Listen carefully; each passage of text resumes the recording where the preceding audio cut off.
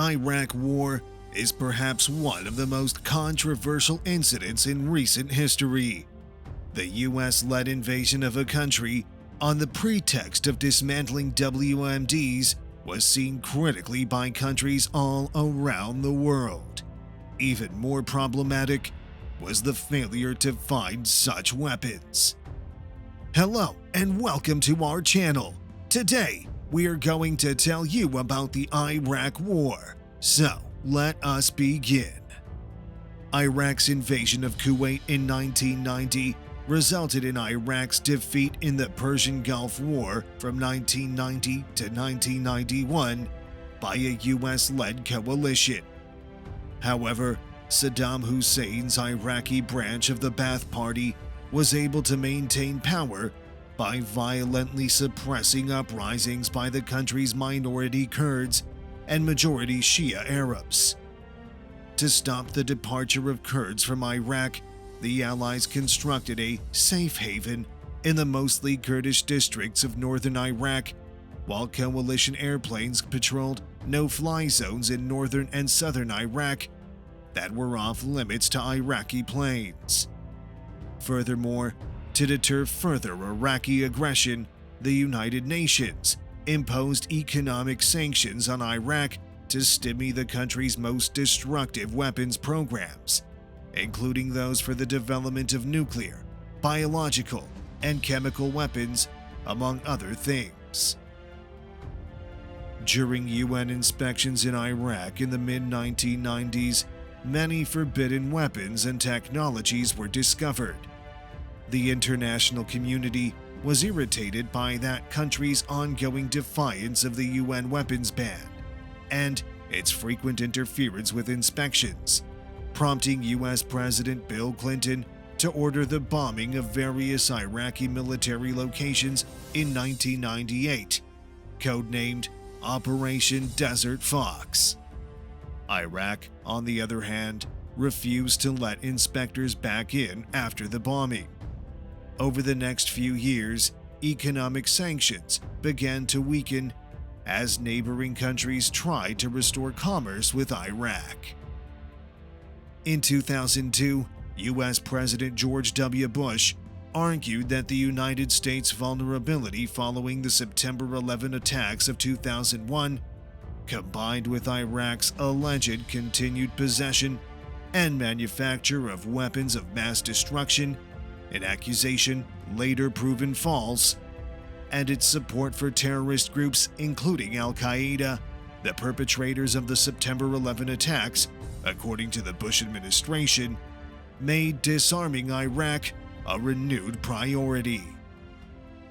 On October 8, 2002, the United Nations Security Council enacted Resolution 1441, which ordered that Iraq reintroduce inspectors and follow all previous resolutions. Iraq looked to be abiding by the agreement. However, in early 2003, President Bush and British Prime Minister Tony Blair reported that Iraq was still obstructing UN inspections and possessing prohibited weapons. Other international leaders, like French President Jacques Chirac and German Chancellor Gerhard Schroeder, urged to extend inspections and give Iraq more time to comply, claiming greater Iraqi cooperation. On March 17, however, after failing to get any additional UN resolutions and concluding that further diplomatic attempts by the Security Council were hopeless, Bush proclaimed an end to diplomacy and issued an ultimatum to Saddam Hussein, giving him 48 hours to evacuate Iraq. This build-up toward war was opposed by the leaders of France, Germany, Russia, and other countries. When Saddam Hussein refused to leave Iraq, the United States and its allies launched a strike on March 20, beginning with the dropping of 6 precision-guided bombs on a bunker complex where the Iraqi president was believed to be meeting with senior staff. A series of air raids were launched against government and military targets, and U.S. forces invaded Iraq from Kuwait in the south within days. U.S. Special Forces had previously been deployed to Kurdish-controlled areas in the north. Despite fears that Iraqi forces would carry out a scorched earth policy, destroying bridges and dams and setting fire to the country's southern oil wells, minor damage was done by retreating Iraqi forces. In fact, large numbers of Iraqi troops chose not to resist coalition forces.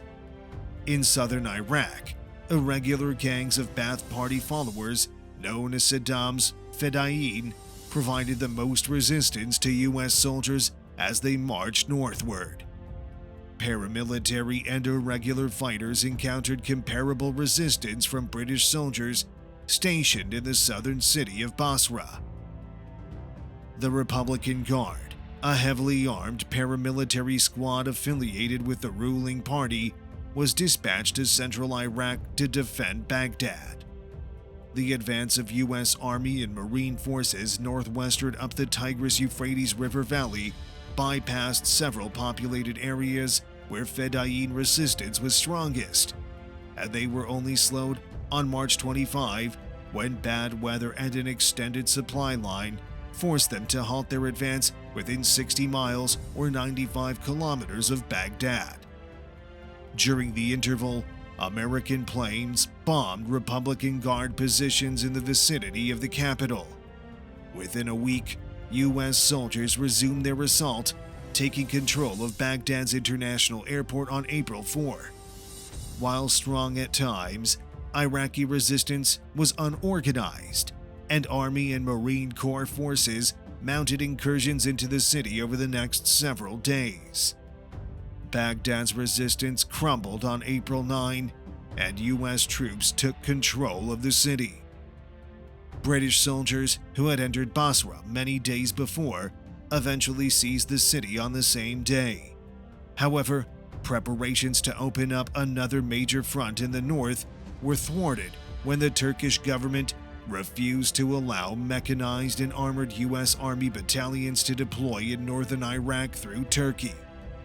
Regardless, an American paratrooper unit was deployed to the area, and U.S. Special Forces teamed up with Kurdish Peshmerga fighters to take Kirkuk and Mosul on April 10 and 11, respectively. On April 13, Saddam Hussein's hometown of Tikrit, the regime's last major stronghold, collapsed with little fight. On subsequent days, isolated groups of regime loyalists continued to battle, but on May 1, the U.S. president called an end to the major conflict. Iraqi leaders fled into hiding, and U.S. soldiers conducted a thorough hunt for them. Saddam Hussein was apprehended on December 13, 2003, and handed over to Iraqi authorities in June 2004 to face charges of various crimes. He was later found guilty of crimes against humanity and executed on December 30, 2006. Following the fall of the Ba'athist administration, Iraq's major cities saw a surge of looting aimed mostly at government offices and other public institutions, and serious outbreaks of violence, both normal criminal violence and retaliation against the old governing clique. One of the most difficult tasks for the occupying forces was restoring law and order, which was made more difficult by continued attacks against occupying troops, which soon escalated into full-scale guerrilla warfare.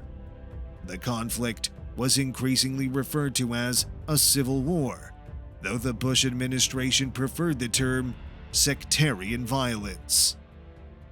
In 2003, coalition casualties were low in the early months, with only roughly 150 dead by May 1st. However, the number of U.S. personnel killed increased dramatically after that, exceeding 1,000 by the time of the November 2004 presidential election and topping 3,000 in early 2007. Hundreds of soldiers from other coalition countries were also killed. The exact number of Iraqis killed in the fighting is unknown. Between the U.S.-led invasion and October 2006, One estimate was over 650,000, while several other reported estimates put the figure at about 40,000 to 50,000. After 35 years of Ba'athist leadership, the economy was in disarray, which included 3 major wars and a dozen years of economic sanctions, and only slowly began to recover. Furthermore, the government continued to be burdened by a massive debt that far outstripped its annual gross domestic product, and oil production, the country's single largest source of revenue, was severely hampered. In the years following the war, guerrilla attacks on occupying soldiers and leaders of the Nasrid Iraqi government further added to the difficulty of rebuilding Iraq. Iraqis voted in 2005 for a new constitution that included individual rights for religious and ethnic minorities. The political power balance, which Sunnis had dominated for generations, has moved radically. For the first time, the Shia majority claimed the prime ministership and had enough power to control important ministries and other state levers. Iraq had a Kurdish president for the first time. Kurds, who had long wanted independence from Baghdad, were included in the state's constitution, which granted the Kurdistan Regional Government (KRG) autonomy and constitutional status to its Peshmerga forces.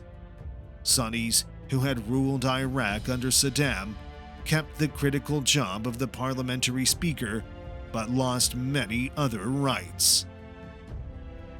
The bombing of the Al-Askari Shrine, a Shia sacred place in early 2006, foreshadowed the emergence of sectarian tensions during the transition. The explosion shattered the famed Golden Dome and sparked years of turmoil across Iraq. Abu Musab al-Zarqawi, a Jordanian jihadist who fought in Afghanistan before moving to Iraq to lead al-Qaeda in Iraq, took advantage of the tensions. He was suspected of being involved in bombings, kidnappings, and beheadings. He was the first in a long line of extremist leaders intent on inflaming tensions between Iraq's ethnic and religious groups. In mid-2006, a U.S. attack killed al-Zarqawi. This led to the group rebranding itself as the Islamic State of Iraq. The second phase of the occupation, which lasted from 2007 to 2011, was distinguished by the deployment of an additional 30,000 U.S. troops to assist stem the rising violence, in addition to the 130,000 already on the ground. The surge coincided with Iraq's Sunni tribes' so-called awakening.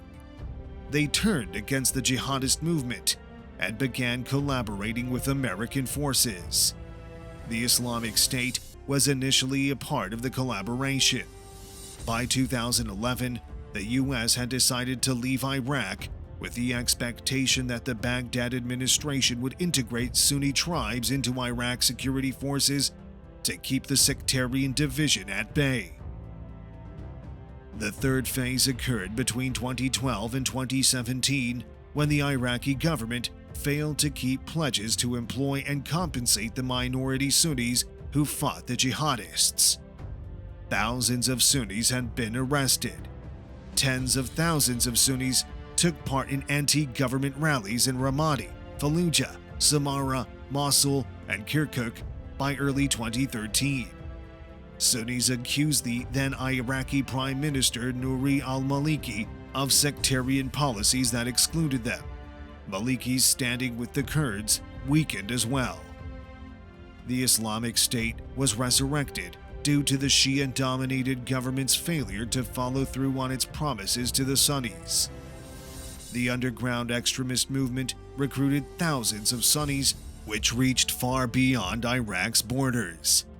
It rebranded as the Islamic State in Iraq and Syria after expanding into Syria in 2013, becoming ISIS. Fallujah was captured by its militia in December 2013. The Iraqi army crumbled, despite having significantly more men.